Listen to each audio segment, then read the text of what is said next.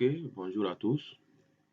Dans cette vidéo tutoriel, nous allons voir comment réaliser une facette topographique en se servant du modèle numérique de terrain qui est en abrégé le MNT.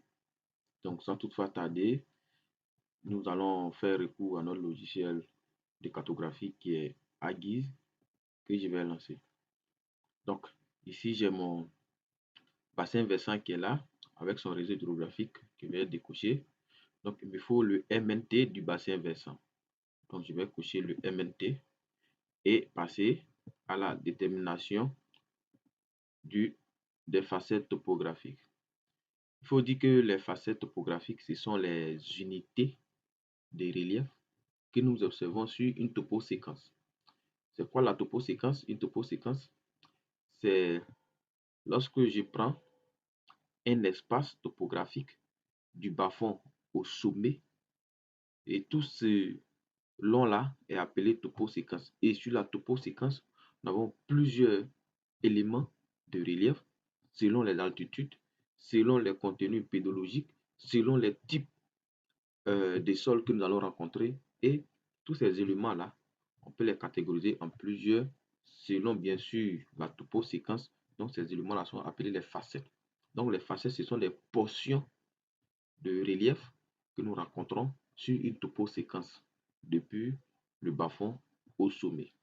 Et chaque toposéquence, chaque facette a ses caractéristiques selon, bien sûr, la toposéquence. Donc, c'est ce que nous allons voir, vous montrer comment est-ce qu'on peut déterminer ces facettes-là automatiquement avec un modèle numérique de terrain. Donc, c'est ce que nous allons faire.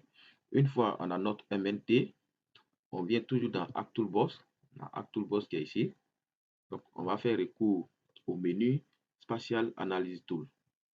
Donc, quand on va dans Spatial Analysis Tool, vous venez dans Length Wood Board. Length Board Wood, autant pour moi, donc que je déroule. Ici, je vais chercher l'outil focal statistique que je déroule. L'outil focal statistique, je déroule et je renseigne avec mon MNT. Le MNT, bien sûr, de ma zone d'étude. Que chez moi, ici, c'est le MNT BV, c'est-à-dire MNT du bassin versant. Je charge avec OK. Ici, je ramène, c'est les valeurs qu'on donne selon ce que nous voulons présenter, selon les caractéristiques de mon terrain. Donc, moi, je prends 30, longueur, et je prends 30, 30. Une fois j'ai mis 30, 30, je fais OK. Donc, quand j'ai fait OK, le logiciel va traiter. D'accord? Donc, nous avons un premier résultat.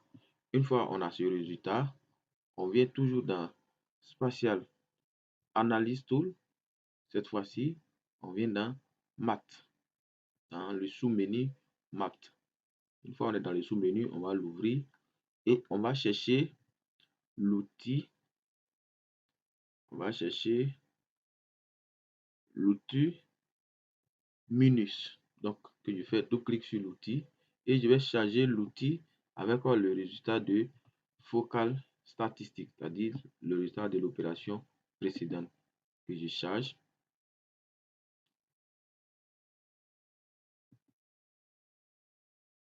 Une fois c'est chargé, ici je charge mon MNT, autant pour moi, je charge mon MNT. Une fois le MNT est chargé, dans la deuxième entrée, je charge avec le résultat de focal statistique. Et une fois c'est fait, je fais OK.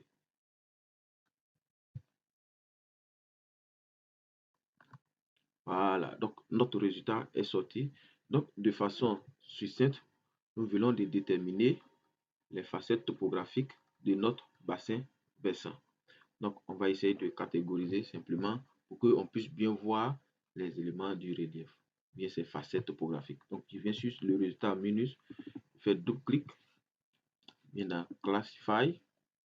Donc, par défaut, il me donne 5 classes. Si moi, je veux mettre en évidence le nombre de facettes que je veux, donc en fonction, bien sûr, de mon relief, je peux augmenter le nombre de classes ici ou soit les réduire. Donc, Je vais prendre une couleur qui va nous représenter les différentes facettes là. Une palette de couleurs pour mettre en évidence ces différentes facettes. Donc, je prends cette palette de couleurs, je vais appliquer OK.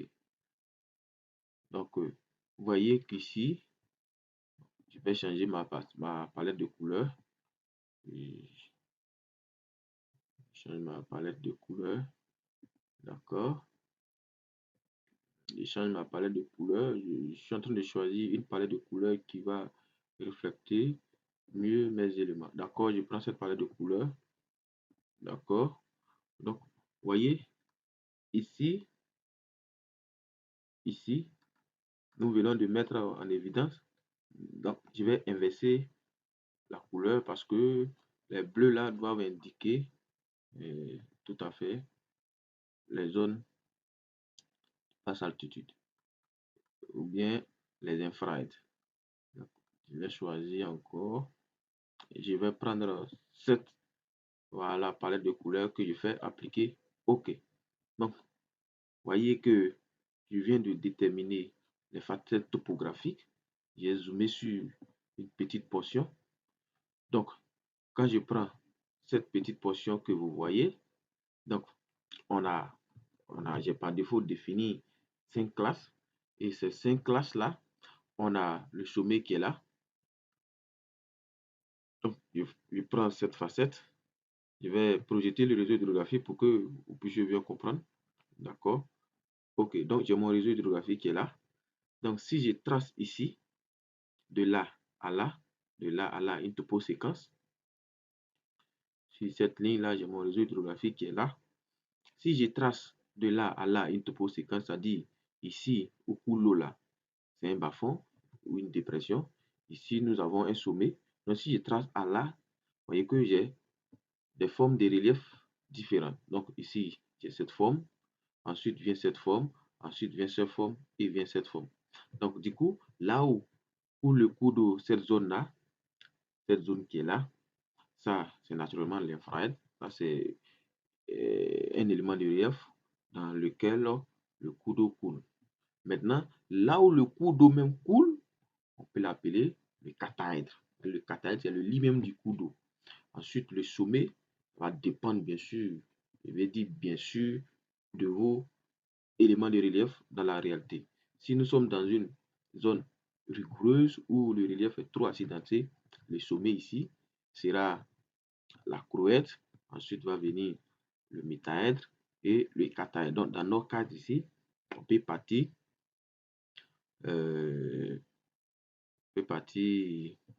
de, du métaèdre au infraèdre, puisque le relief n'est pas trop accidenté.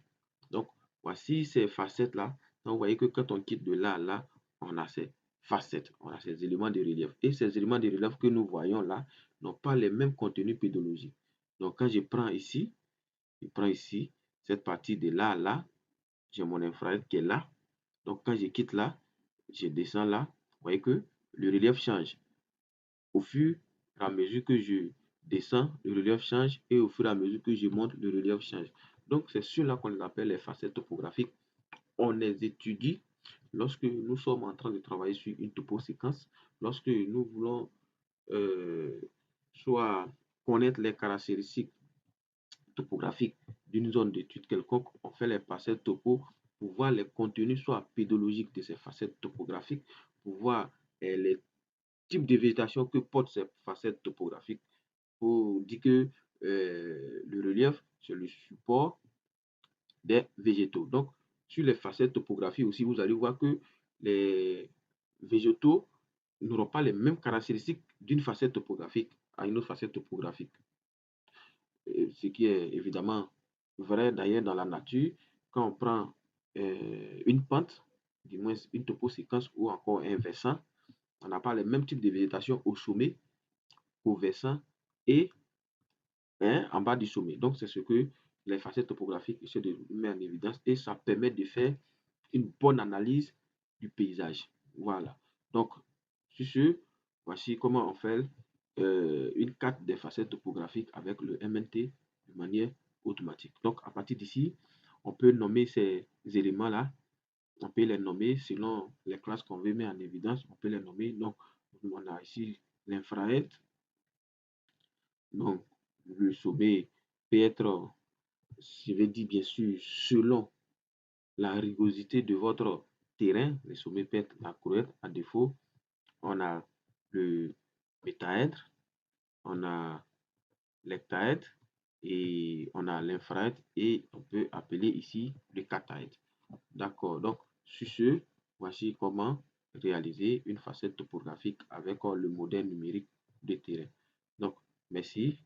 On va se revoir pour la prochaine vidéo qui va nous permettre de faire la mise en page des différents cadres que nous avons réalisés.